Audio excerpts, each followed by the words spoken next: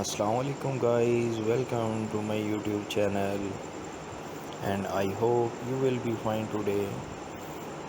Before starting a video, please subscribe my channel. جیسا کہ آپ جانتے ہیں گائز، بیڈ روم کی سجاوٹ کی بہترین حکمت عملی سفید آسمانی اور ہلکا ہرا بیبی پنک رنگ کے وال کلر بیڈ روم کے لیے آئیڈیل انتخاب ہیں۔ دن بھر کی بھاگ دوڑ اور مصروفیات کے اختتام پر ہر کسی کی خواہش ہوتی ہے کہ وہ رات کے لمحات پرسکون و آسودہ حالی کے ساتھ آرام دہ بستر پہ سو کر گزارے تاکہ دوسرے دن وہ چاق و چوبند حالت میں کار حیات انجام دے سکے۔ اس مقصد کے حصول کے لیے گھر کے ایک گوشے کو کمرہ استراحت یعنی بیڈ روم کے طور پر مختص کیا جاتا ہے۔ اس کمرے کو آرام دہ و پرسکون بنانے کے لیے ضروری ہے کہ اس کی آرائش و زیبائش کے لیے ایسی بہترین حکمت عملی اپنائی جائے کہ یہ کمرہ گوشہ عافیت و سکون ثابت ہو سکے۔ گائز، سب سے پہلے بیڈ روم میں ایسے رنگوں کا انتخاب کرنے کی کوشش نہ کریں جو گھر کے دوسرے حصوں میں آپ نے کیے ہیں۔ سفید آسمانی اور ہلکا ہرا بیبی پنک رنگ کے وال کلر بیڈ روم کے لیے آئیڈیل انتخاب ہیں۔ زیادہ اور آرائشی اشیاء کا انبار یقیناً بیڈ روم کے لیے ایک انتہائی برا خیال ہے۔ کم سے کم ساز و سامان ماں سوائے ایک آرام دہ بیڈ، سنگل بیڈ، نفیس پلو، ٹرنک، بستر وغیرہ رکھنے کا بکسا، 2 عدد آرام دہ چیئر، چھوٹا سا بک ریک، الماری اور قد آدم آئینے کے ساتھ ایک نفیس ڈریسنگ ٹیبل وہ لوازم ہیں جن کی موجودگی بیڈ روم کی سادگی و سکون کو نقصان نہیں پہنچاتی ہے، جبکہ بڑوں کی نسبت بچوں کے بیڈ رومز میں رنگوں اور آرٹ ورک کی شوق نمایاں کرنے میں کوئی مضحکہ نہیں ہے۔ گائز، مزید یہ کہ اپنے بیڈ کو متاثر کن انداز میں سجائیں۔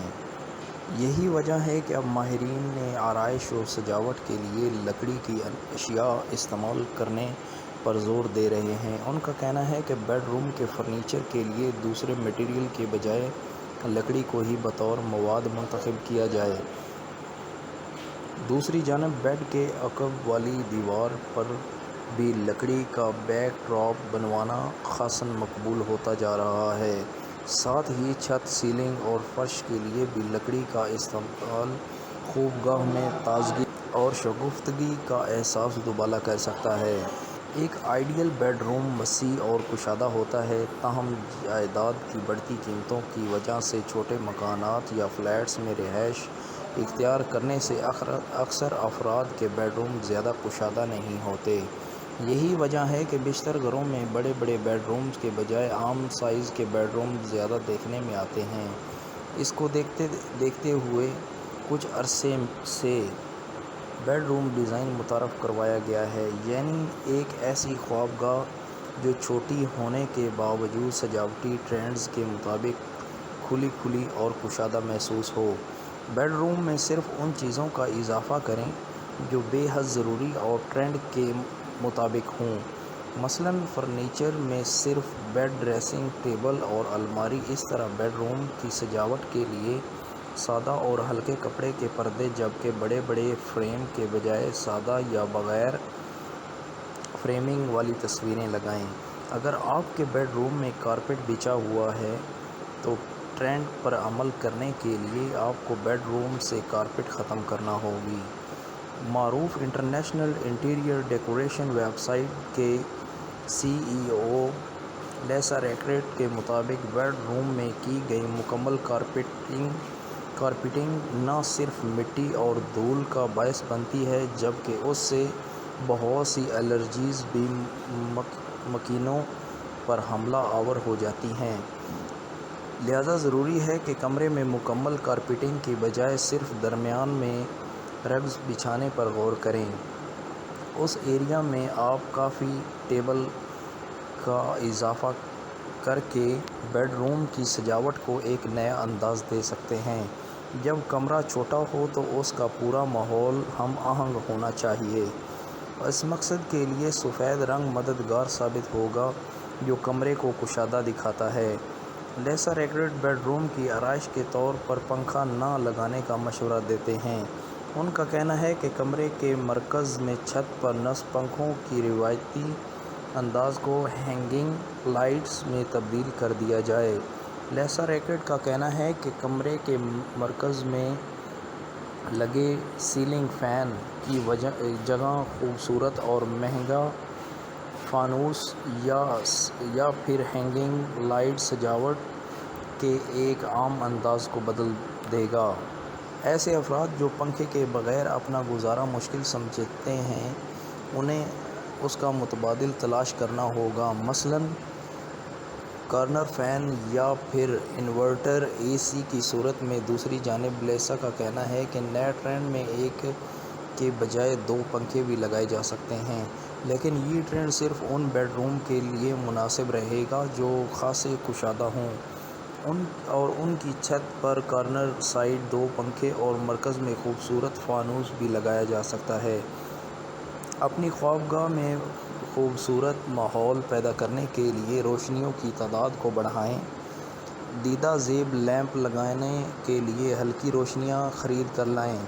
ایسا کرنے سے آپ کو سونے کی جگہ، گرمائش اور آرام کا ایک چھوٹا سا خالصتان محسوس ہوگی۔ بہتر تو یہ ہے کہ LED لائٹس لگائیں کیونکہ یہ ماحول دوست ہونے کے ساتھ خوابگاہ میں نرم اور ہلکی روشنی پیدا کرتی ہیں۔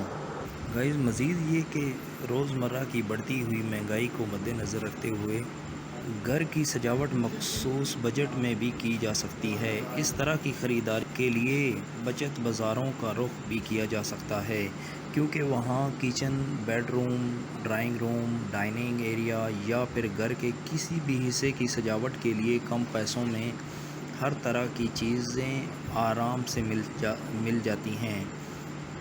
کچن گھر کا وہ حصہ ہے جہاں خواتین کا آدھا سے زیادہ دن گزرتا ہے۔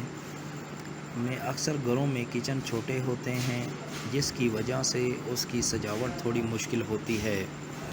اگر آپ کا کچن بھی چھوٹا ہے تو کوشش کریں کہ کچن کاؤنٹر پر چیزوں کا ڈھیر نہ لگائیں۔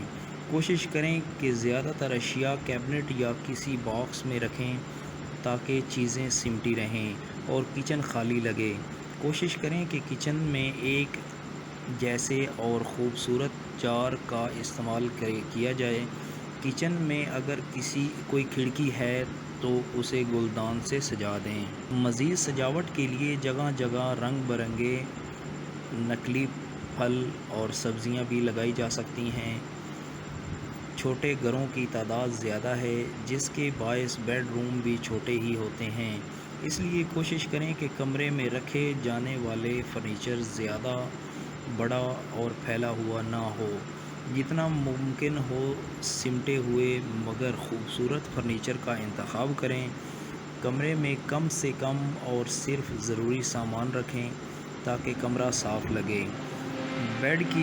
بیڈ کی عقبی دیوار یا کسی بھی ایک دیوار پر خوبصورت فریم لگائیں، اس سے کمرہ اچھا لگے گا۔ خوشگوار رنگوں کے پردوں کا انتخاب کمرے کو مزید خوشگوار انداز دے سکتا ہے۔